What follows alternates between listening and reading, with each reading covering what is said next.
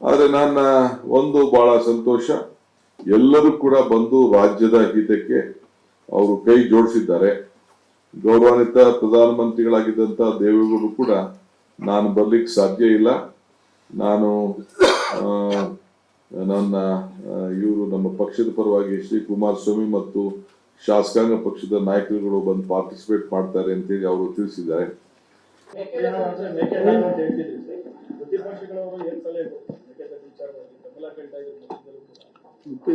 ಶ್ರೀ ಬಸವರಾಜ ಬೊಮ್ಮಾಯಿ ಅವರು ಲೀಡ್ ಮಾಡಿದ್ರು.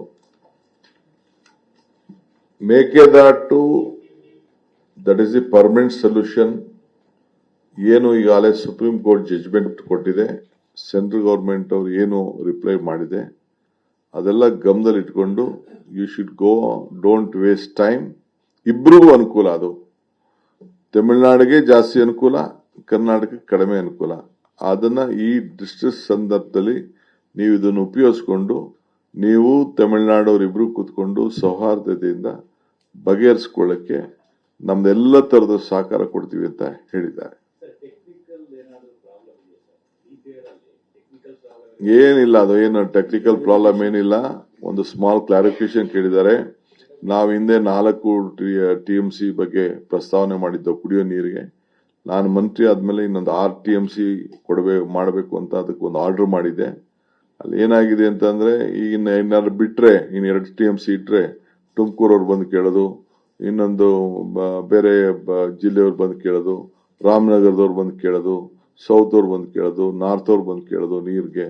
ಇವೆಲ್ಲ ಆಗಬಾರ್ದು ಅಂತೇಳಿ ಬರೀ ಕುಡಿಯೋ ನೀರಿಗೆ ಮಾತ್ರ 6 TMC ಸ್ಪೆಸಿಫಿಕ್ ಆಗಿ ಇಡಬೇಕು ಅಂತ ಮಾಡಿದ್ದಾರೆ. ಅದನ್ನು ಸೇರಿಸಿದ್ರು. ನಾವು ಅದನ್ನ ಏನು ಅವ್ರು ಕ್ಲಾರಿಫಿಕೇಶನ್ ಕೇಳಿದ್ದಾರೆ ಅದಕ್ಕೆಲ್ಲ ನಾವು ರೆಕ್ಟಿಫೈ ಮಾಡ್ತೇವೆ, ಮಾಡಿ ಸಲ್ಲಿಸ್ತೀನಿ. ನಾನು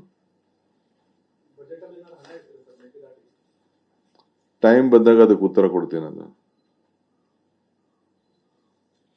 okay. Shall I go on in English?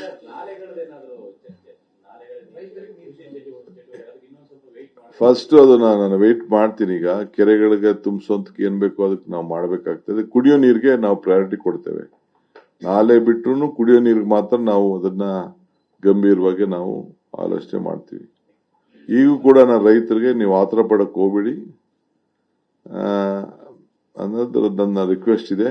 ಖಂಡಿತ ರೈತರಿಗೆ ನಾವು ಗೈಡ್ ಮಾಡ್ಬೇಕು ನಾವು, ಯಾಕೆಂದ್ರೆ ಅವ್ರಿಗೆ ಈಗ ಮುಂದಕ್ಕೆ ಮೊನ್ನೆ ತಾನೇ ನಾವು ಕ್ಯಾಬಿನೆಟ್ ನಲ್ಲಿ ಸುಮಾರು 30 ಕೋಟಿಗೂ ಹೆಚ್ಚು ಹಣ ನಮ್ಮ ಆರ್ಟಿಫಿಷಿಯಲ್ ಇಂಟೆಲಿಜೆನ್ಸ್ ಮತ್ತು ಬೇರೆ ಬೇರೆ ಏನೇನು ವ್ಯವಸ್ಥೆ ಇದೆ ಅದರಲ್ಲೆಲ್ಲ ನಾವು ನೋಡಿ ಮಾರ್ಗದರ್ಶನ ಕೊಡಬೇಕು ಅಂತ ಹೇಳಿ ಒಂದು ಮೇಜರ್ ಡಿಸಿಷನ್, ಹಿಸ್ಟಾರಿಕ್ ಡಿಸಿಷನ್ ನಾವು ಲಾಸ್ಟ್ ಕ್ಯಾಬಿನೆಟ್ ಅಲ್ಲಿ ತೆಗೆದುಕೊಂಡಿದ್ದೇವೆ.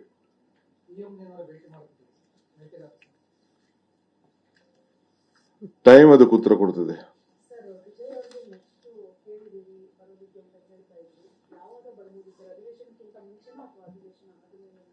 ಟೈಮ್ ಬರ್ಲಿ, ಅದಕ್ಕೆ ಸ್ವಲ್ಪ ಸೆಟ್ಲ್ ಆಗ್ಲಿ. ನಿಮ್ದೆಲ್ಲ ಪ್ರಾರ್ಥನೆ ಫಲ ಸಿಗ್ತಾ ಇದೆ. ಇಲ್ಲ, ನಾನು ರಿಕ್ವೆಸ್ಟ್ ಮಾಡ್ತೀನಿ, ಎಲ್ಲರಿಗೂ ರಿಕ್ವೆಸ್ಟ್ ಮಾಡ್ತೀನಿ. ನೋಡ್ತೀನಿ, ಕರೆಯೋದಾದ್ರೆ ಖಂಡಿತ ಯಾರು ಕರಿಬೇಕು ಎಲ್ಲ ಕರೆಯೋಣ, ನೋ ಪ್ರಾಬ್ಲಮ್. ಖಂಡಿತ ಈ ಬರ ಇನ್ನ ಇದೆಯಲ್ಲ, ನಾವು ಬರೀ ವಯನಾಡು, ಕೂರ್ಗು, ಒಳಹರು ಮಾತಾಡ್ತಾ ಇದ್ವಿ. ಮಂಡ್ಯದಲ್ಲೂ ನೀರಿಲ್ಲ, ಮೈಸೂರಲ್ಲೂ ಮಳೆ ಇಲ್ಲ, ಬೆಂಗಳೂರಲ್ಲಿ ಇಲ್ವೇ ಇಲ್ಲ. ಬೆಂಗಳೂರಲ್ಲಿ ಹೋದ್ರೂ ಅಲ್ಲಿಗೆ ಹೋಗ್ತದೆ, ಅರ್ಕಾವತಿ ಮುಖಾಂತರ ಹೋಗ್ತದೆ.